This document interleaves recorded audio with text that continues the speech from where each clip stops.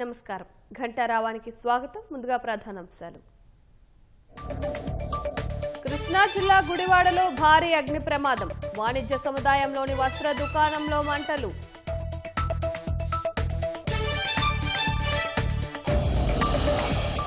జమ్మలమడుగులో యథేచ్ఛగా ఇసుక అక్రమ రవాణా. ట్రక్కు 8,000కు విక్రయిస్తున్నట్లు ఆరోపణలు.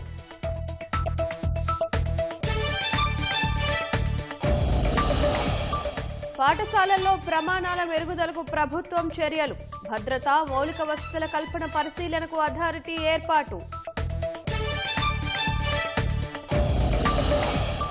తెలంగాణలో కొనసాగుతున్న రెండో విడత పల్లె పోరు. 1 గంట వరకు పోలింగ్, 2 గంటలకు లెక్కింపు.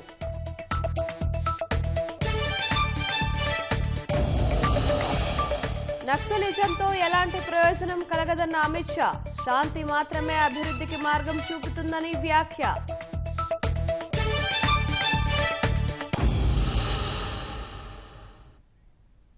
కృష్ణా జిల్లా గుడివాడలో భారీ అగ్ని ప్రమాదం జరిగింది. నెహ్రూ చౌక్ సెంటర్లోని వాణిజ్య సముదాయంలో వస్త్ర దుకాణాల్లో మంటలు చెలరేగాయి.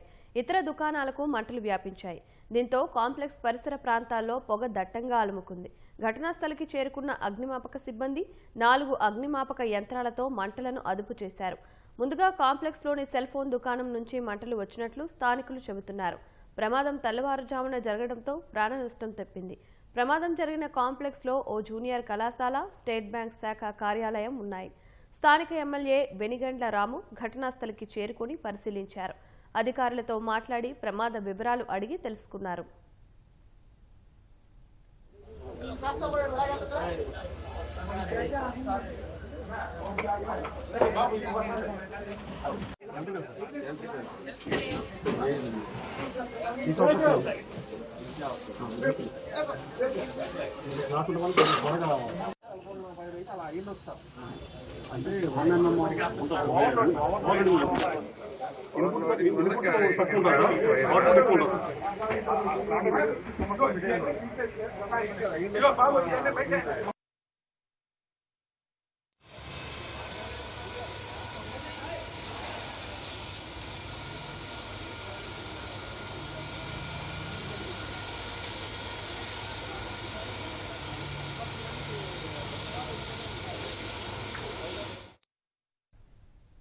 గత వైసీపీ ప్రభుత్వ హయాంలో జగన్ మెప్పు కోసం ఇష్టానుసారంగా బూతులతో రెచ్చిపోయిన కొడాలి నాని నేడు రెడ్ బుక్ పేరెత్తితేనే గజగజలాడిపోతున్నారని మంత్రి వాసంశెట్టి సుభాష్ ఎద్దేవా చేశారు. గతంలో అబాకులు చబాకులు పేలి ఇప్పుడు డైపర్లు వేసుకుని తిరగడం ఎందుకని ప్రశ్నించారు. పులులు, సింహాలు అంటూ ఇప్పుడు గ్రామ సింహాలుగా మారిపోయారని విమర్శించారు. కొడాలి నాని గారు పాపం ఆ గుట్కా నవ్వులుకుంటూ ఆ పేరు నాని ఇళ్ళు జోగి రమేష్ వీళ్ళందరూ కూడా వైసీపీ వాళ్ళు టీడీపీని ఎన్ని బూతులు తిడితే అన్ని మార్కులు వేస్తారని జగన్మోహన్ రెడ్డితో బూతుల పంచాంగం మొదలుపెట్టారు. మళ్ళీ వాళ్ళు తిట్టి జగన్మోహన్ రెడ్డి గారు నవ్వుకుంటున్నారో లేదో చూసేవారు. అసెంబ్లీలో చూసాం కదా చాలాసార్లు. వీళ్ళు బూతులు తిట్టడం, లేకపోతే టీడీపీ కార్యాలయాల మీద దాడులు చేయడం, జెండా పెట్టుకుని తిరిగితే వాళ్ళని లోపడేసేస్తే, లేకపోతే వాళ్ళని హింసించేస్తే, చంద్రబాబు నాయుడు గారిని బూతులు తిట్టేస్తే మీరు అధికారంలో ఉంటారనుకున్నారు. ప్రజలు బుద్ధి చెప్పారు కదా. దాని నుంచి అన్న నేర్చుకోండి. ఈ కొడాలి నాని పాన్ పరాకులు నవ్వటం మానేసి, ఆ గంజాయి అలవాట్లు మానేసి, మీరు ఆల్రెడీ పాపం ఏదో స్ట్రోక్ వచ్చినట్టుంది, సరైన వాకింగ్ అయ్యి చేసి యోగా చేసి, చంద్రబాబు నాయుడు గారు యోగా కార్యక్రమం అనేది నరేంద్ర మోడీ గారు ఘనంగా Guinness book of world record అయ్యే విధంగా విశాఖపట్నంలో పెట్టారు. దాన్ని కూడా మీరు కామెంట్ చేయడం జరిగింది. అలా మీలాంటి వాళ్ళ కోసం అవన్నీ పెడతా ఉంటారు. ఆ యోగా అవి నేర్చుకుని మానసిక స్థితి కుదుట పడుతుందని పెడతా ఉంటారు. కాబట్టి అవన్నీ చేసి యోగా అవన్నీ ప్రాక్టీస్ చేసి మీరు ఈలోగా అధికారం ఇవన్నీ ప్రజలు చూసుకుంటారు. ఒకసారి మీకు బుద్ధి చెప్పారు కాబట్టి మానసిక స్థితి కుదుట పరుచుకుని ఏదేమన్నప్పటికీ ఇవన్నీ మాట్లాడుతున్నప్పుడు ఒళ్ళు దగ్గర పెట్టుకుని జాగ్రత్తగా మాట్లాడితే నీకు ఈ రోజు పరిస్థితి ఇలా ఉండేది కాదు. రెడ్ బుక్ అనగానే మడిచి ఎక్కడ పెట్టుకోమన్నారు. ఆ రోజున రెడ్ బుక్ అనేటప్పటికి డైపర్లు వేసుకుని బయటకు వస్తున్నారు మీరు. ఈ రోజున ఈ డైపర్లు వాడటం ఎందుకు, గతంలో కామెంట్స్ చేయటం ఎందుకు? మేము పులి సింహం అన్నారు. ఈరోజు పులి సింహాలు ఇవన్నీ గ్రామ సింహాల కింద మారిపోయి డైపర్లు పెట్టుకుని తిరుగుతున్నాయి. ఎందుకు స్వామి ఇవన్నీ? ప్రభుత్వ, ప్రైవేటు పాఠశాలల్లో నాణ్యతా ప్రమాణాలు మెరుగుపరిచేందుకు ప్రభుత్వం చర్యలు చేపట్టింది. పాఠశాలల్లో భద్రత, మౌలిక సదుపాయాల కల్పన, తరగతుల వారీగా ఉపాధ్యాయుల సంఖ్య, ఆర్థిక వనరుల వినియోగం, అడ్మినిస్ట్రేషన్ వంటి ప్రాథమిక ప్రమాణాలను పరిశీలించేందుకు రాష్ట్ర పాఠశాల ప్రమాణాల నిర్ధారణ అథారిటీని ఏర్పాటు చేసింది. ఇప్పటి వరకు ఇంటర్మీడియట్ బోర్డుకు ఉన్న ఈ అధికారులను తాజాగా సెకండరీ పరీక్షల బోర్డుకు కల్పించింది. ఇప్పటి వరకు కేవలం 10వ తరగతి పరీక్షల నిర్వహణ, ఫలితాల ప్రకటనకే పరిమితమైన సెకండరీ పరీక్షల బోర్డు ఇకపై పాఠశాలలకు అనుమతులు, నాణ్యత ప్రమాణాలను సైతం పరిశీలిస్తుంది. SSSA సూచించిన ప్రమాణాలను అన్ని విద్యాసంస్థలు తప్పనిసరిగా పాటించాల్సి ఉంటుంది. ఇది స్వతంత్ర నియంత్రణ సంస్థగా పనిచేస్తుంది. విద్యాసంస్థలు స్వీయ నియంత్రణ పాటించేలా చూడటంతో పాటు వాటికి అక్రిడిటేషన్ సైతం మంజూరు చేస్తుంది. రాష్ట్రంలోని పాఠశాలల్లో ప్రమాణాలను మెరుగుపరచడమే లక్ష్యంగా SSSA పనిచేస్తుంది. ఇప్పటి వరకు ఎలాంటి సదుపాయాలు లేకుండా అర్హత లేని ఉపాధ్యాయులతో బోధన సాగిస్తున్న విద్యాసంస్థలు ఇకపై ప్రమాణాలకు అనుగుణంగా మారాల్సి ఉంటుంది. లేదంటే వాటి అనుబంధ గుర్తింపు జారీపై ప్రభావం పడుతుంది. నిర్దేశిత ప్రమాణాల ఆధారంగా బడులను 3 రకాలుగా వర్గీకరిస్తారు. వీటిలో సంప్రదాయ పరీక్షలకు మించి సమగ్ర, నిరంతర మూల్యాంకన విధానాన్ని అమలు చేసేందుకు SSSA సిఫార్సు చేస్తుంది. మెరుగుదల అవసరమున్న బడులు అభిలాష, సంతృప్తికరమైన పనితీరు ఉంటే ప్రగతి, అత్యుత్తమ పనితీరు కనబరిచిన పాఠశాలలు జాగృతిగా వర్గీకరిస్తారు. విద్యా వ్యవస్థలో కీలకమైన 5 ప్రధాన అంశాల ఆధారంగా ఫ్రేమ్వర్క్ను SSSA రూపొందిస్తుంది. పరిపాలన, మూల్యాంకనం, పాఠ్యాంశాలు, పెడగాజీ, మౌలిక వసతులు, సమగ్రతను పరిశీలిస్తుంది. గుర్తింపు పొందిన పాఠశాలలను నిరంతరం పర్యవేక్షిస్తుంది. క్రమం తప్పకుండా తనిఖీలు, మదింపు, సమీక్షలు నిర్వహిస్తుంది. నిర్ధారిత ప్రమాణాలు పాటిస్తున్నట్లు పాఠశాలలు ఆధారాలు సమర్పించాలి.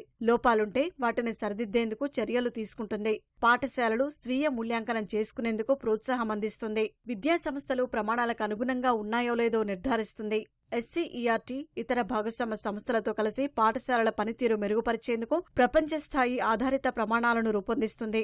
గుర్తింపు స్థితి, నియంత్రణ సమాచారాన్ని పోర్టల్ ద్వారా అందరికీ అందుబాటులో ఉంచుతుంది. విద్యార్థుల పనితీరు, ఉపాధ్యాయుల వివరాలు, మౌలిక వసతుల నిర్వహణ వంటి అంశాలకు సంబంధించిన సమగ్ర సమాచారంతో దస్తరాలు నిర్వహిస్తుంది. విద్యార్థులు, వారి తల్లిదండ్రులు, పాఠశాల సిబ్బంది ఇచ్చే ఫిర్యాదులను పరిష్కరించే కేంద్రంగా పనిచేస్తుంది. కేంద్ర సమాచార కమిషనర్గా ఆంధ్రప్రదేశ్కు చెందిన సుధారాణి రేలంగి నియమితులయ్యారు. ప్రస్తుతం పెట్రోలియం, సహజ వాయువుల రెగ్యులేటరీ బోర్డు సభ్యురాలిగా ఉన్న ఆమెను సమాచార కమిషనర్గా నియమిస్తూ ప్రధానమంత్రి ఆధ్వర్యంలోని నియామక కమిటీ సిఫార్సు చేసింది. ఇండియన్ లీగల్ సర్వీస్ అధికారి అయిన ఈమెకు law enforcement, legislative drafting, prosecution, international cooperation విభాగంలో 35 ఏళ్ల సుదీర్ఘ అనుభవం ఉంది. ఇదివరకు CBIలో ప్రాసిక్యూషన్ డైరెక్టర్గా, కేంద్ర న్యాయశాఖలో జాయింట్ సెక్రటరీగా పనిచేశారు. ఇండో టిబెటన్ బోర్డర్ పోలీస్ ఫోర్స్లో జడ్జి అటార్నీ జనరల్గాను సేవలందించారు. ఈమె స్వస్థలం ఏలూరు. పాఠశాల విద్య నుంచి డిగ్రీ వరకు ఏలూరులోని సెయింట్ థెరిసా విద్యాలయంలో చదివారు. CRR కళాశాలలో లా డిగ్రీ పూర్తి చేశారు. London school of business and finance నుంచి ఇంటర్నేషనల్ బిజినెస్ లాలో LLM చేశారు. 2003 వరకు ఉమ్మడి ఆంధ్రప్రదేశ్ హైకోర్టులో న్యాయవాదిగా పనిచేశారు. ఆ తర్వాత ఇండియన్ లీగల్ సర్వీస్కు ఎంపికయ్యారు.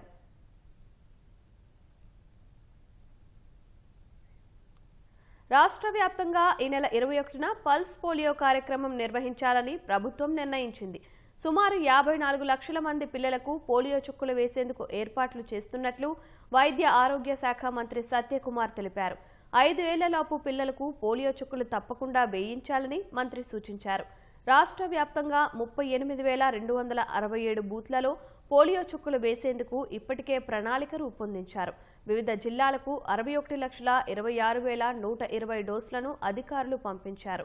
21వ తేదీ పోలియో చుక్కలు వేసుకోలేకపోయిన పిల్లలకు తిరిగి ఈ నెల 22, 23 తేదీల్లో ఇంటింటికి వెళ్లి వైద్య బృందాలు పరిశీలించి పోలియో చుక్కలు వేయనున్నాయి.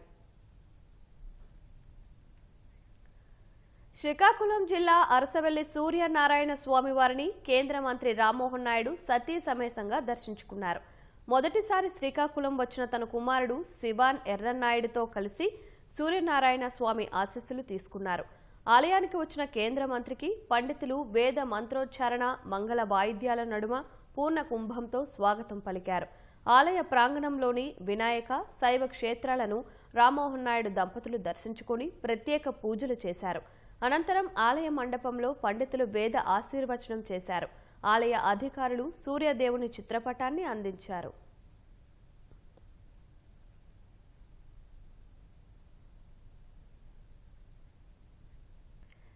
కడప జిల్లా జమ్మలమడుగులో ఇసుకాసురులు రెచ్చిపోతున్నారు. అడ్డు అదుపు లేకుండా అక్రమ రవాణా చేస్తున్నారు. అనుమతి లేకుండా పెన్నా నదిలో యంత్రాల సాయంతో ఇసుకను తోడేస్తున్నారు. నంద్యాల, కర్నూలు జిల్లాలకు ట్రాక్టర్ల ద్వారా తరలించేస్తున్నారు. నంద్యాల, బనగానపల్లె, కోవెలకుంట్ల, ఆలగడ్డ తదితర ప్రాంతాల్లో ఒక్కో ట్రాక్టర్ ఇసుకను 8,000కు విక్రయిస్తున్నట్లు తెలుస్తోంది. రోజు 300 ట్రాక్టర్ల ఇసుకను తరలిస్తున్నట్లు సమాచారం. ఎవరైనా ట్రాక్టర్లు ఆపితే స్థానిక ప్రజాప్రతినిధుల పేర్లు చెప్పి బయటపడుతున్నారని ఆరోపణలు వినిపిస్తున్నాయి. ఈ నేపథ్యంలో ఇసుక అక్రమ రవాణా అడ్డుకునేందుకు నిఘా ఏర్పాటు చేశామని రెవెన్యూ అధికారులు చెబుతున్నారు. నదీ తీర ప్రాంతం నుండి కొంతమంది అనధికారికంగా ఇసుకని తరలిస్తున్నట్టు సమాచారం రెవెన్యూ శాఖకు ఉంది. ఆల్రెడీ ప్రభుత్వం ఉచితంగా ఇసుక తీసుకుపోయడానికి పర్మిషన్ ఇచ్చింది. అది ఆన్లైన్ ద్వారా వాళ్ళు అప్లై చేసుకోవాలి. చేసుకున్న స్లిప్ ద్వారా వాళ్ళు తీసుకెళ్తే అక్కడ ఏం సమస్య ఉండదు. అట్లా కాకుండా ఆన్లైన్ లో అప్లై చేసుకోకుండా అనఫిషియల్ గా ట్రాన్స్పోర్టేషన్ చేసినట్టు కొన్ని వార్తలు వస్తున్నాయి. సమాచారం కూడా ఉంది. అలాంటివి మాత్రం చట్ట ప్రకారంగా చర్యలు తీసుకునే దానికి రెవెన్యూ మరియు పోలీసు సిద్ధంగా ఉన్నాము. నైట్ టైం కూడా పోలీసు వాళ్ళకి కూడా చెప్పి టీమ్స్ కూడా ప్లాన్ చేస్తాము. ప్లాన్ చేసి వీలైనంత వరకు ఇది కమ్ డౌన్ చేసేదానికి ప్రయత్నం చేస్తాం. పల్నాడు జిల్లా చిలకలూరుపేట అర్బన్ ఎస్ఐ రహమతుల్లాపై సస్పెన్షన్ వేటు పడింది. 5 యువకుల ప్రాణాలను బలి తీసుకున్న రోడ్డు ప్రమాదానికి కారణమైన ఏఎస్ఐ కుమారుడికి రహమతుల్లా సహకరించినట్లు తేలడంతో ఎస్పీ కృష్ణారావు చర్యలు తీసుకున్నారు. ఈ నెల 4వ తేదీన చిలకలూరుపేట సమీపంలోని గణపవరం బైపాస్ వద్ద జరిగిన రోడ్డు ప్రమాదంలో 5 ఇంజనీరింగ్ విద్యార్థులు ప్రాణాలు కోల్పోయారు. నర్సరావుపేట ఏఎస్ఐ కుమారుడు వెంకటనాయుడు, అతడి ముఠా ట్రాక్టర్ల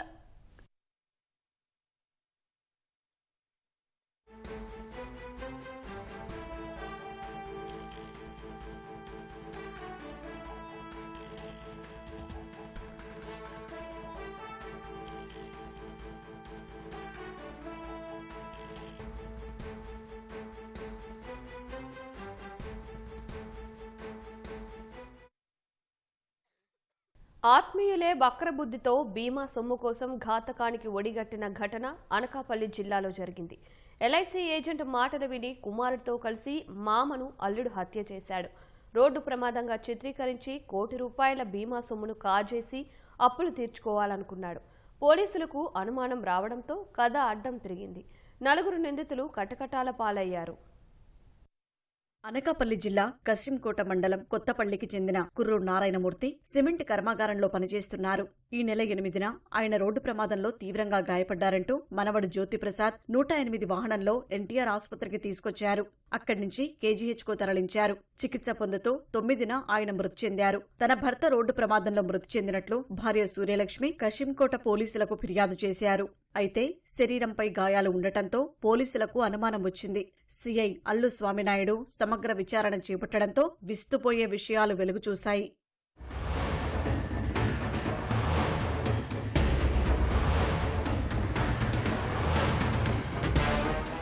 నారాయణమూర్తి అల్లుడు సుంకరి అన్నవరం తాపి మేస్త్రి అప్పుల పాలవడంతో మామను చంపి బీమా సొమ్ముతో అప్పులు తీర్చి మిగిలిన డబ్బులు వెనకేసుకోవచ్చని భావించాడు.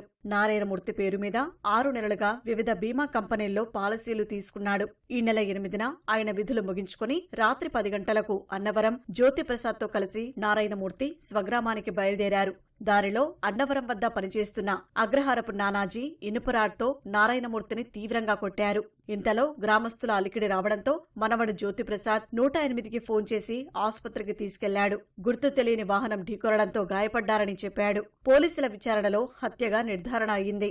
Curry Narayanamurthy 54 years. ఆయన ప్యాకింగ్ లేబర్గా సాగర్ సిమెంట్లో వర్క్ చేస్తూ ఉండేవాళ్ళు. ఆయనకి సాగర్ సిమెంట్ తరఫున ఒక గ్రూప్ ఇన్సూరెన్స్ ఉంది 20 lakhsకి. అదే కాకుండా వాళ్ళ అల్లుడు సన్నీల ఫస్ట్ డాటర్ వాళ్ళ హస్బెండ్ అతని పేరు మీద around 1.08 crores insurance different policies ఏవైతే ఉన్నాయో అవి రిజిస్టర్ చేశాడు. యాక్సిడెంటల్ డెత్ అయితే ఆ పాలసీ అమౌంట్స్ వస్తాయని చెప్పి ప్లాన్ చేసి అతన్ని చంపటం జరిగింది. నారాయణమూర్తి చనిపోతే బీమా మొత్తం వస్తుందని ఎల్ఐసి ఏజెంట్ భీముని నానాజీ చెప్పడంతో తండ్రి కొడుకులు కలిసి ఈ ఘాతుకానికి పాల్పడ్డారని డీఎస్పీ శ్రావణి వెల్లడించారు. వీరితో పాటు ఈ నేరానికి సహకరించిన అగ్రహారపు నానాజీ, ఎల్ఐసి ఏజెంట్ నానాజీలను అరెస్టు చేసినట్లు వివరించారు. విజయవాడలో పెరిగిన జనాభాకు అనుగుణంగా రహదారుల విస్తరణ జరగట్లేదు.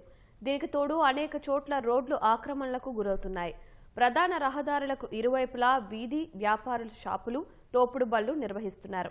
దీంతో కొనుగోలుదారులు రోడ్లపైనే వాహనాలు పార్కు చేస్తున్నారు. నిత్యం రద్దీగా ఉండే కేదారేశ్వరపేట మార్కెట్ నగర శివారు ప్రాంతానికి తరలించేందుకు గతంలో ప్రభుత్వం ఆలోచన చేసినా నేటికి ఆచరణకు నోచుకోలేదు. దీంతో ప్రజలకు అవస్థలు తప్పట్లేదు. విజయవాడలోనే అత్యంత రద్దీగా ఉండే కేదారేశ్వరపేటలోని పండ్ల మార్కెట్ ఇది. 5 ఎకరాల్లో ఉండే ఈ మార్కెట్ 10 మంది బడా వ్యాపారుల చేతుల్లో ఉంది. దీనిని ఇక్కడి నుంచి తరలించకపోతే నగరంపై తీవ్రమైన ట్రాఫిక్ రద్దీ పడుతుందని 1998లోనే గుర్తించారు. అందుకే అప్పట్లోనే నగర శివార్లలోని నున్నలో 23 ఎకరాల్లో విశాలమైన పండ్ల మార్కెట్ను సిద్ధం చేశారు. కేదారేశ్వరపేట మార్కెట్లోని వ్యాపారులందరికీ అక్కడ దుకాణాలు కేటాయించారు. ఇప్పటికీ 2.5 దశాబ్దాలు దాటుతున్నా నున్నకు మార్కెట్ను మాత్రం తరలించలేదు. ప్రైవేటు దుకాణాలపై వచ్చే అద్దెలు పోతాయనేదే అసలు కారణం. అయితే మార్కెట్కు ఆనుకుని ఉండే ప్రధాన రహదారి, ఫుట్పాత్లు వేటిని వదలకుండా వాహనాలు, పండ్ల విక్రయాల బండ్లు పెట్టేస్తున్నారు. ఈ రహదారి మీదుగానే సింగ్నగర్ రైల్వే స్టేషన్ సహా అనేక ప్రాంతాలకు రాకపోకలు సాగిస్తూ ఉంటారు. అనేక విద్యాసంస్థలు, కళాశాలలకు ఇదే ప్రధాన రహదారి. కీలకమైన వేళల్లో ఈ రహదారి మొత్తం పండ్లను తీసుకొచ్చే భారీ కంటైనర్లు, డీసీఎంలు, మినీ వ్యాన్లు, ఆటోలతో నిండిపోతుంది. ఇటుగా సాధారణ పౌరులు రాకపోకలు సాగించడం అత్యంత కష్టతరంగా మారింది.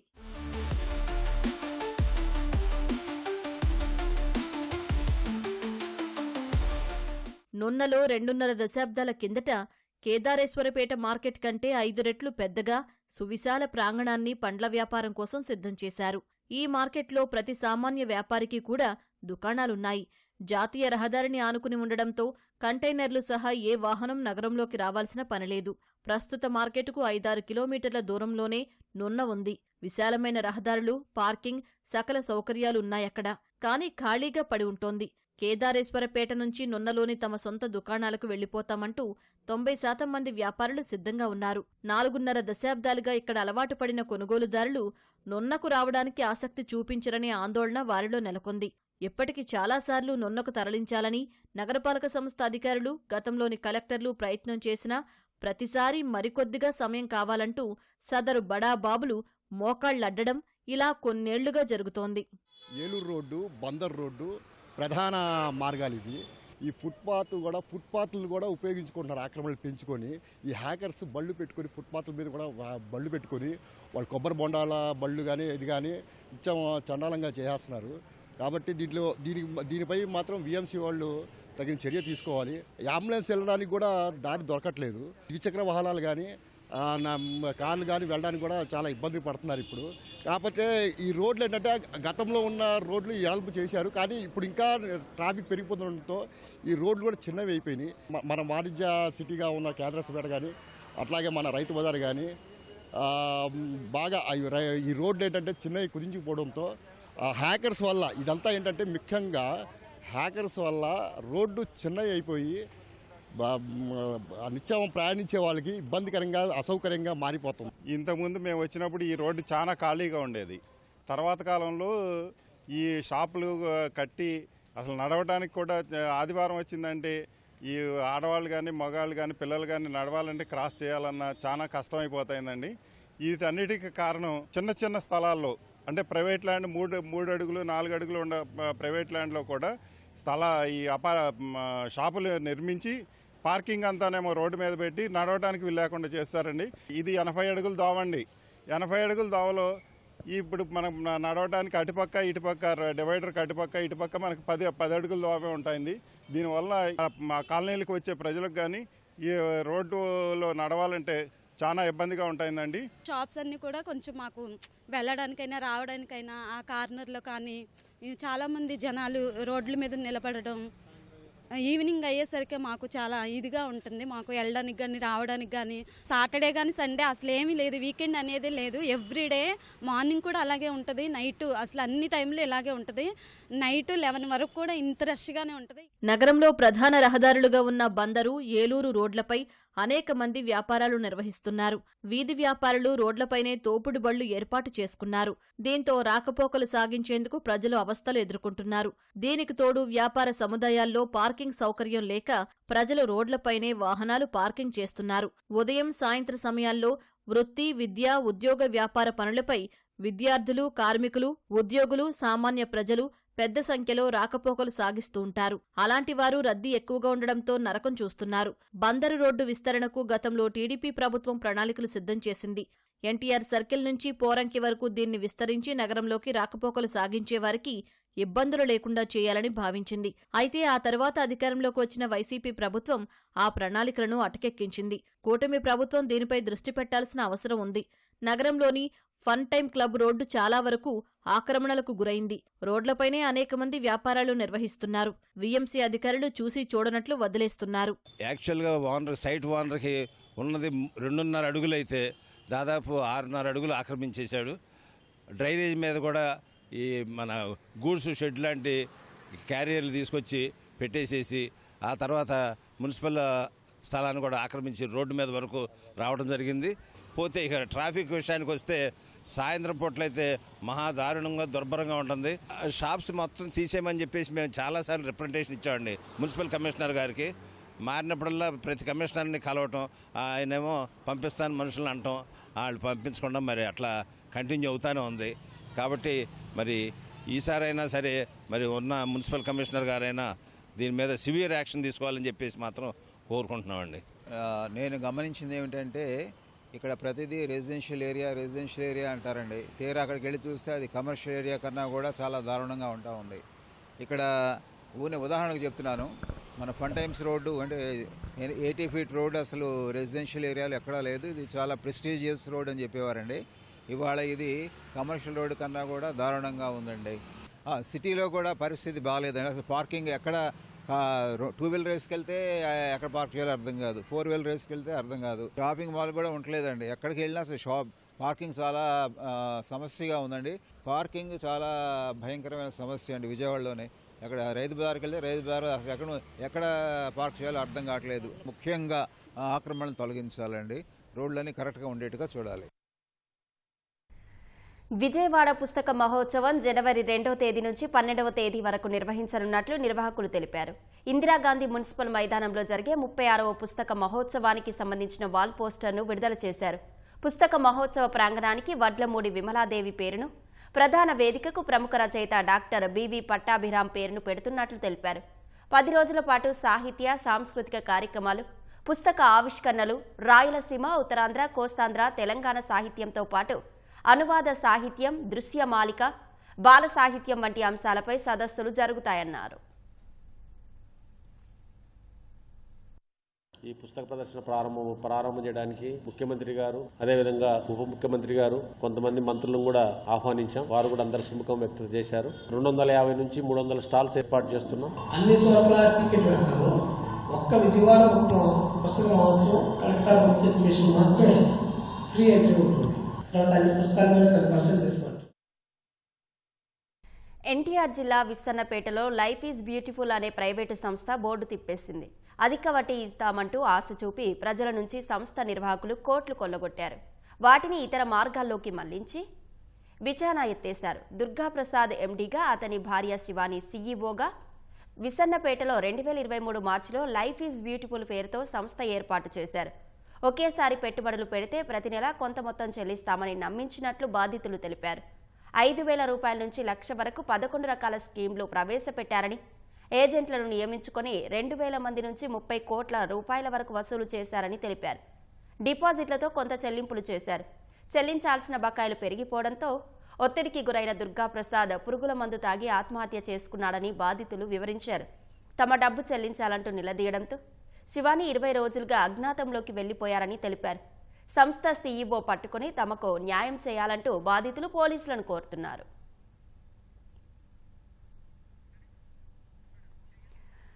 పల్నాడు జిల్లాలో దారుణం జరిగింది. మరో మహిళతో వివాహేతర సంబంధం పెట్టుకుని భార్య 7 నెలల కుమారుణ్ణి హతమార్చాడని పోలీసులు తెలిపారు.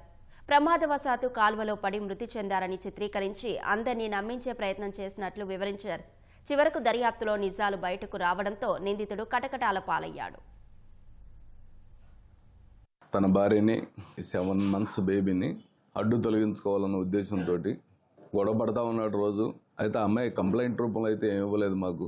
ఈ అమ్మాయిని అడ్డు తొలగించుకోవాలన్న ఉద్దేశం ఆల్రెడీ మనసులో దురుద్దేశం పెట్టుకొని ఆ కాలువ దగ్గరికి తీసుకెళ్ళి అక్కడ బండి పడ్డట్టుగా క్రియేట్ చేసి ఆ అమ్మాయిని కాలువలోకి తోసేసి ఆ బేబీని కూడా కాలువలోనే వేసేసాడు. అది అన్ఫార్చునేట్లీ ఆ బేబీ ఇంకా దొరకలేదు, ట్రై చేస్తా ఉన్నాం. ఇతను ఎందుకు చేశాడు అని మేము డీటెయిల్గా ఎంక్వైరీ చేస్తే మా సీఏ ఇతని కాల్ డీటెయిల్స్ తీసిన తర్వాత తెలిసింది ఏంటంటే ఇతనికి వేరే అమ్మాయితోటి అక్రమ సంబంధం పెట్టుకొని ఆ అమ్మాయిని పెళ్లి చేసుకోవాలన్న ఉద్దేశంతో వీళ్ళిద్దరి మధ్య జరిగిన చాట్ కానీ ఆ సంభాషణలు కానీ వీడియోస్ కానీ ఫొటోస్ కానీ ఇవన్నీ మా సీఏ గారు విశ్లేషణ చేస్తే చాలా క్లియర్గా వచ్చింది. ఆ అమ్మాయిని చేసుకోవాలన్న ఉద్దేశంతో దుర్మార్గంగా ఆ అమ్మాయిని చంపేయడం జరిగింది కాబట్టి అతన్ని అరెస్ట్ చేసి కోర్టుకు పెట్టడం జరుగుతూ ఉంది. ఆ అమ్మాయి సంబంధం కూడా ఏమైనా ఉందా, ఆ అమ్మాయి ఈడు కలిగి చేయాలనుకున్నారా లేకపోతే ఇతను ఒక్కడే నిర్ణయం తీసుకున్నాడా అనే దాని మీద కూడా వివరం తెలుసుకునేందుకు మళ్ళీ పోలీసు కస్టడీకి కూడా తీసుకోమని చెప్తా ఉన్నాను.